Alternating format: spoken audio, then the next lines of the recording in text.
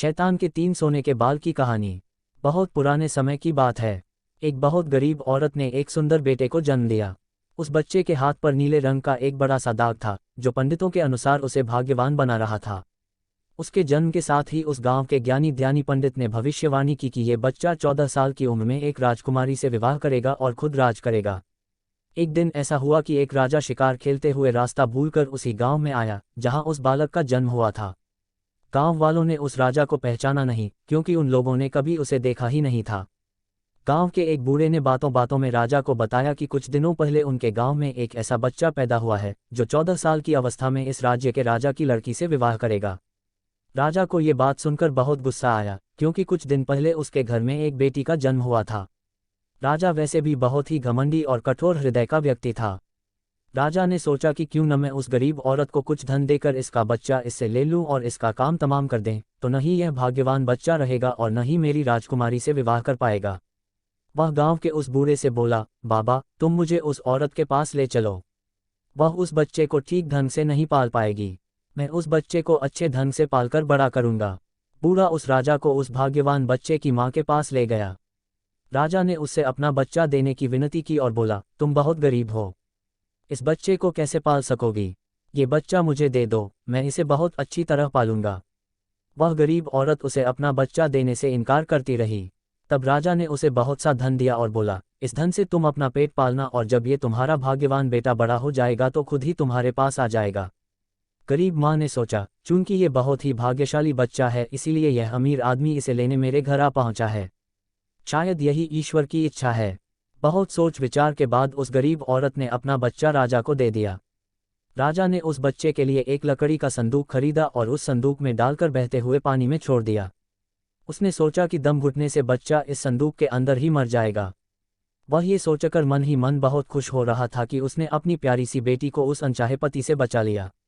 मारने वाले से बचाने वाला बड़ा होता है। यही उस बच्चे के साथ भी हुआ। वह लकड़ी का संदूक बहते बहते एक पंचक्की में जाकर अटक गया। उस पंचक्की पर काम करने वाले नौकर ने जब वह लकड़ी का बक्सा देखा तो बहुत खुश हुआ। उसने सोचा कि उस बक्से में जरूर ढेर सारा धन होगा। उसने पानी में घुसकर इस संदूक को बाहर निकाला। जब उसने संदूक को खोला तो देखा कि गंदे से कपड़े पहने एक बच्चा उसमें सो रहा था। नौकर ने सोचा कि यह बच्चा मेरे किस काम का, क्यों न मैं इस बच्चे को पंचक्की के मालिक के पास ले जाऊं। वह जरूर इसे अपने पास रख लेगा, क्योंकि उसका अपना कोई बच्चा नहीं है। ऐसा सोचकर वह नौकर उस बच्चे को अपने मालिक के पास ले गया। पंचक्की का मालिक उस बच्चे को देखकर बहुत खुश हुआ। उसने सोचा कि शायद ईश्वर ने उसकी पत्नी की प्रार्थना सुन ली और इस बच्चे को उसके पास भेज दिया। उन दोनों पति पत्नी ने बड़े प्यार और लगन से उस बच्चे को पालना शुरू किया। जैसे जैसे कह बच्चा बड़ा होता गया उसके चेहरे पर तेज आता गया। उसे कोई भी देखता तो देखता ही रह जाता। एक दिन एक घटना ऐसी घटी जिसने उस बच्चे के जन्म के समय की भविष्यवाणी को सच्चा सिद्ध कर दिया। राजा किसी काम से उसी रास्ते से बाहर जा रहा था जिस रास्ते पर वह पंचक्की थी। रास्ते में अचानक बहुत बड़ा तूफान आ गया तो राजा को उसी पंचक्की के पास रुकना पड़ा। राजा ने उस सुंदर से युवक को दुकान पर बैठे देखा तो उस पंचक्की के मालिक से पूछा, क्या ये तुम्हारा बेटा है? ये तो बहुत ही सुंदर है।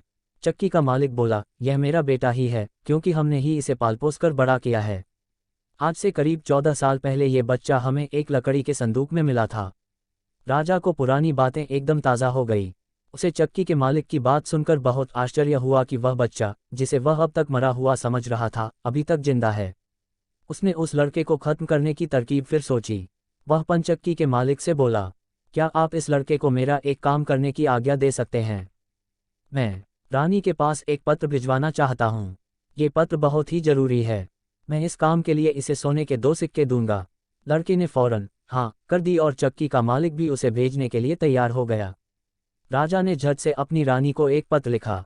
उसने लिखा, जैसे ही ये लड़का तुम्हारे पास मेरा ये पत्र लेकर पहुंचे तुम इसे मरवा देना और महल से दूर दफना भी देना। ये सब कुछ मेरे वापस आने से पहले हो जाना चाहिए। इतना लिखने के बाद उसने मुहरबंद वह पत्र उस लड़के को दे दिया। लड़का उस पत्र को लेकर राजमहल की ओर चल दिया। वह आज तक अपने घर से कहीं बहुत दूर नहीं गया था, अतः राजमहल का रास्ता नहीं ढूंढ सका और जंगल में ही भटकने लगा। शाम ढल चुकी थी, तभी अंधेरे में उसे दूर से रोशनी आती दिखाई दी। वह दौड़कर उस रोशनी की तरफ गया तो देखा कि वहां पर एक छोटा सा कच्चा घर था। उस घर में कोई दरवाजा नहीं था।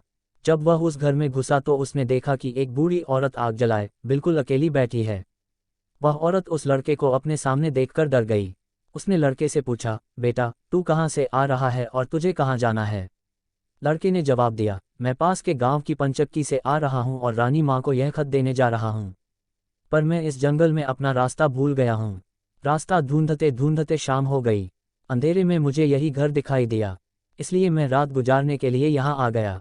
उस बूढ़ी औरत को उस लड़के पर बहुत दया आई, क्योंकि वह डाकुओं के ठहरने की जगह थी और वह बूढ़ी औरत उन डाकुओं की नौकरानी थी।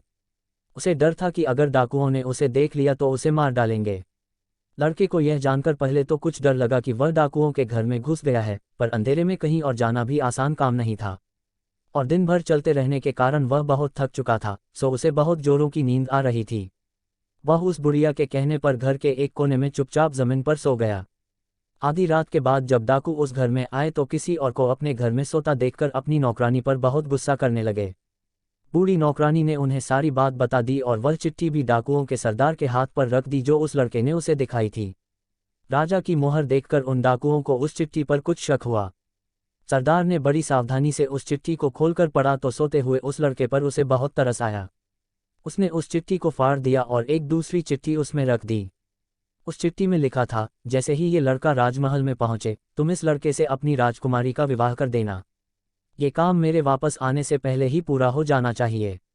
ये खत उन्होंने उस लड़के के सामने रख दिया और सुबह होने से पहले ही डाकू वहां से चले गए। सुबह जब वह लड़का सोकर उठा तो उस बूढ़ी ने उसे कुछ जलपान कराया। फिर वह लड़का राजमहल की ओर चल पड़ा। राजमहल पहुंचकर उसने वह खत रानी माँ तक पहुंचा दिया। रानी ने जब खत पढ़ा तो उसे बड़ा आश्चर्य हुआ कि राजा ने ये कैसी आज्ञा दी है। एक अनजान लड़के से वह अपनी राजकुमारी का विवाह कर दे। खत पर राजा की मोहर लगी हुई थी, अतः ये कोई धोखा भी नहीं हो सकता। राजा के वापस आने से पहले ही उसे अपनी बेटी का विवाह इस लड़के से करना था। रानी ने लड़के को अपने पास बुलवाया। उसका भोला भाला और सुंदर चेहरा उसे बहुत पसंद आया और उसने अगले ही दिन उससे अपनी बेटी का विवाह कर दिया। लड़का राजकुमारी के साथ सुख से उस महल में ही रहने लगा। कुछ महीनों बाद राजा वापस अपने राजमहल में आया तो उस लड़के के बारे में जानने के लिए बहुत उत्सुक था, पर उसे जब ये पता लगा कि रानी ने राजकुमारी का विवाह उसी लड़के से करवा दिया है तो उसे बहुत गुस्सा आया। जिस बात को वह नहीं होने देना चाहता था उसकी पत्नी ने वैसा ही कर दिया। उसने अपनी पत्नी से वह खत मांगा।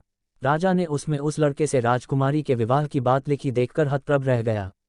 उसे लड़के पर शक हुआ कि वह पढ़ा लिखा है, जरूर रास्ते में खत बदल दिया होगा। उसने लड़के को अपने पास बुलवाया और उसे सच्चाई बताने की आज्ञा दी। लड़का बोला, हे राजन, मुझे कुछ नहीं पता कि इस खत में आपने क्या लिखा था, क्योंकि मैं तो इसे ऐसा ही लेकर आ गया। हाँ, जंगल में मैंने एक पुराने घर में रात जरूर गुजारी थी, क्योंकि मैं राजमहल का रास्ता नहीं ढूंढ पाया था और जंगल में भटक गया था। राजा को उस लड़के की बात पर विश्वास नहीं हुआ। वैसे भी राजा को उस लड़के से बहुत नफरत थी। वह नहीं चाहता था कि उसकी बेटी से शादी करने के बाद वह इस राज्य का राजा बने। वह लड़के से बोला, मेरी गैरहाजिरी में रानी ने मेरी बेटी की शादी तुझ कंगाल से कर दी है, पर मैं इस शादी को तब तक अपनी सहमति नहीं दूंगा जब तक तू मुझे शैतान के 3 सोने के बाल नहीं लाकर देगा। जब तू ये 3 सोने के बाल मुझे देगा तभी सही मायने में उसका पति बन पाएगा।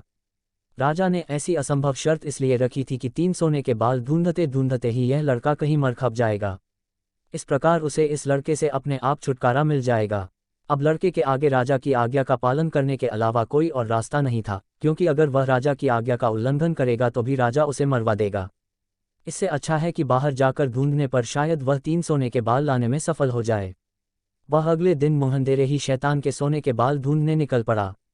चलते चलते वह एक बड़े शहर में पहुंचा। शहर की सीमा पर एक बड़ा सा गेट था जिस पर हथियारबंद सिपाही पहरा दे रहा था। सिपाही ने उस लड़के से पूछा, यहाँ तुम्हारा क्या काम है? क्या तुम कुछ समझते और जानते हो? लड़का बोला, मैं सब कुछ समझता और जानता हूँ। सिपाही बोला, अगर तुम सब कुछ जानते हो तो हम पर भी एक मेहरबानी करो। हमें भी बताओ कि शहर की सीमा पर यह जो कुआं है, पहले इससे मीठा पानी निकलता था पर अब इसमें पानी ही नहीं है। ये सूख गया है, क्यों? लड़का बोला, अभी तुम थोड़ा सब्र करो, जब मैं अपना काम खत्म करके वापस आऊंगा तो तुम्हें बताऊंगा। इतना कहकर वह गेट से निकलकर आगे गया।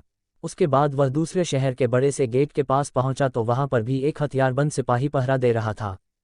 उस सिपाही ने भी उस लड़के से पहले वाले सिपाही जैसा सवाल पूछा तो लड़के ने उसे भी वही जवाब दिया। सिपाही बोला, अगर तुम सब कुछ समझते और जानते हो तो कृपा करके मुझे इतना बताओ कि इस शहर की सीमा पर जो सेब का पेड़ लगा है, उसमें पहले सोने के सेब लगते थे, पर अब ये पूरी तरह सूख गया है, अब इसमें पत्तियां भी नहीं लगती। ऐसा क्यों? लड़का बोला, थोड़ा इंतजार करो, अपना काम पूरा करके आने पर मैं इसका जवाब तुम्हें बताऊंगा। इतना कहकर वह आगे चल दिया और चलते चलते तीसरे शहर की सीमा पर पहुंचा तो वहां पर एक बड़ी सी नदी थी, जिसमें एक छोटी सी नाव थी और एक नाविक उस पर बैठा था। नाविक ने उससे पूछा, तुम यहाँ क्यों आए हो और यहाँ के बारे में क्या समझते जानते हो? लड़का बोला, मैं सब कुछ जानता हूँ। नाविक बोला, अगर तुम सब कुछ समझते और जानते हो तो कृपा करके मुझे बताओ कि आने जाने के इस काम से मुझे छुटकारा कैसे मिलेगा। लड़का बोला, इस सवाल का जवाब मेरे वापस आने पर तुम्हें जरूर मिलेगा, पर पहले तुम मुझे नदी पार करवाओ। नाविक ने उसे अपनी नाव पर बैठाकर दूसरे किनारे पर छोड़ दिया। जैसे ही वह नदी के दूसरे किनारे पर गया, उसे वहां नीचे की ओर जाने वाला कच्चा और अंधेरा सा रास्ता दिखाई दिया। वह उसी रास्ते पर चल पड़ा। काफी नीचे पहुंचने पर उसे एक बूढ़ी औरत आंगन में बैठी हुई दिखाई पड़ी। जैसे ही उसने उस घर में प्रवेश किया तो उस बूढ़ी औरत ने उससे पूछा, अरे बच्चे, तू कौन है और यहाँ पर क्यों आया है? तुझे पता नहीं कि यहाँ पर शैतान रहता है? लड़का बोला, मैं ठीक जगह पर आ गया हूँ, अब तुम मेरी सहायता करो। मुझे शैतान के सिर के 3 सोने के बाल चाहिए, नहीं तो मुझे मेरी पत्नी वापस नहीं मिलेगी। बूढ़ी औरत बोली, बेटा, ये तो तेरी बहुत बड़ी मांग है, इसे पूरा करना इतना आसान नहीं है। जब राक्षस घर वापस आकर तुझे यहाँ देखेगा तो कच्चा ही चबा जाएगा, इसलिए मुझे ही तेरी रक्षा करनी पड़ेगी। उस बूढ़ी औरत को लड़के पर तरस आ गया। उसने चींटा बनाकर उसे अपनी स्कर्ट की चुन्नटों में छुपा लिया। लड़का बोला, बूढ़ी माँ, मुझे आपसे 3 सवालों के जवाब भी पूछने हैं। पहला सवाल है, एक कुआं जिसमें से पहले शरबत की तरह मीठा पानी निकलता था, आजकल क्यों सूख गया है? दूसरा सवाल है कि एक सेब का पेड़ जिस पर पहले सोने के सेब लगते थे, अब उस पर पत्ते भी नहीं लगते, वह पेड़ क्यों सूख गया है? तीसरा सवाल है कि एक नाविक को क्यों हमेशा इधर से उधर जाना पड़ता है, उसे इससे छुटकारा क्यों नहीं मिलता? बूढ़ी धाय माँ बोली, ये तीनों बड़े कठिन सवाल हैं, इन सवालों के जवाब भी हमें राक्षस से ही मिल सकते हैं। मैं तेरे लिए ये कोशिश भी जरूर करूंगी, पर अब तू चुपचाप छुप जा, नहीं तो जिंदा नहीं बच सकता। शाम को राक्षस घर पहुंचा। अंदर घुसते ही उसने शोर मचाना शुरू कर दिया, मुझे अपने घर में किसी मनुष्य की गंध आ रही है, आज जरूर कुछ गड़बड़ है, यहाँ कौन आदमी आया था? इतना कहकर उसने पूरे घर में झांक कर देखा, पर उसे कोई भी मनुष्य नहीं मिला। उसकी धाय माँ उस पर गुस्सा करने लगी और बोली, अभी कुछ देर पहले ही तो मैंने पूरा घर साफ किया है, मुझे तो यहाँ कोई मनुष्य नहीं दिखाई दिया, लगता है तेरी नाक में ही मानस गंध घुस गई है। चुपचाप आराम से बैठ और भोजन कर। राक्षस को जब कोई मनुष्य नहीं मिला तो उसे अपनी धाय माँ की बात पर विश्वास करना पड़ा। वह चुपचाप खाना खाकर वहीं जमीन पर बिछी हुई बड़ी सी चटाई पर लेट गया। लेटते ही उसे नींद आ गई। उसकी धाय माँ भी आज उसके पास बिछी दूसरी चटाई पर लेट गई, क्योंकि आज उसे उस राक्षस के बालों से उसके सोने के 3 बाल तोड़ने थे। जब राक्षस नींद में जोर जोर से खर्टी लेने लगा तो धाय माँ ने उसके सिर से सोने का एक बाल उखाड़ लिया। राक्षस दर्द से कराह उठा, ओ माँ, तू ये क्या कर रही है? मेरे बाल क्यों खींच रही है? धाय माँ बोली, बेटा, मैंने अभी भयंकर सपना देखा तो डर के मारे तेरे बाल पकड़ लिए। राक्षस बोला, ऐसा कौन सा सपना था जिससे तू इतना डर गई? बूढ़ी धाय माँ बोली, मैंने सपने में देखा कि बाजार वाला कुआं जिससे शरबत निकलता था अब सूखा पड़ा है, इसमें किसका कसूर है? राक्षस बोला, इसे सिवाय मेरे कोई नहीं जानता। उस कुएं के नीचे एक बड़ा सा पत्थर है और उसी पत्थर के नीचे एक बड़ा सा मेघ रहता है। अगर उस बड़े से मेघ को मार दिया जाए तो उस कुएं से फिर से शरबत निकलना शुरू हो जाएगा। इतना कहकर राक्षस फिर जोर जोर से खर्टी भरने लगा। धाय माँ को जब विश्वास हो गया कि राक्षस पूरी तरह से सो गया है तो उसने उसके सिर से सोने का दूसरा बाल उखाड़ लिया। राक्षस फिर जोर से चीखा, ओ माँ, ये तू क्या कर रही है? धाय माँ बोली, बेटा, बुरा मत मान, मैंने फिर से एक अजीब सा सपना देखा था, तभी डर के मारे तेरे बाल मेरे हाथ में आ गए। राक्षस ने पूछा, ऐसा कैसा सपना था जिससे तू इतना डर गई थी? बूढ़ी माँ बोली, मैंने सपने में देखा कि उस राज की सीमा पर जो सेब का एक पेड़ है जिस पर पहले सोने के सेब लगते थे, अब सूख गया है, इसके सूखने का क्या कारण है? राक्षस बोला, इस पेड़ की जड़ में एक चूहा रहता है जो इसकी जड़ों को काटता रहता है, अगर उस चूहे को मार दिया जाए तो वह पेड़ फिर से सोने के सेब देने लगेगा। पर अब तू मुझे अपने सपनों से परेशान मत कर, मुझे चैन से सोने दे। इतना कहकर थोड़ी देर बाद वह राक्षस फिर जोर जोर से खर्राटे लेने लगा। जैसे ही बूढ़ी माँ को लगा कि राक्षस सचमुच सो गया है तो उसने तीसरी बार सोने का बाल उखाड़ लिया। अब तो राक्षस गुस्से से आग बबूला हो गया और धाय माँ को खरी खोटी सुनाने लगा। धाय माँ उसे शांत करने की कोशिश करने लगी, फिर बड़े प्यार से बोली, बेटा, मैं इन अजीब अजीब सपनों का क्या करूं? अभी अभी मैंने फिर से एक अजीब सपना देखा। राक्षस बोला, ऐसा कौन सा सपना देखा, जल्दी कह, मुझे जोर से नींद आ रही है। पूई माँ बोली, मैंने सपने में देखा कि मुझसे एक नाविक शिकायत कर रहा था कि उसे हर समय इधर से उधर जाना पड़ता है। उसे इससे छुटकारा क्यों नहीं मिलता? इसमें उसका क्या कसूर है? राक्षस बोला, वह नाविक मूर्ख है।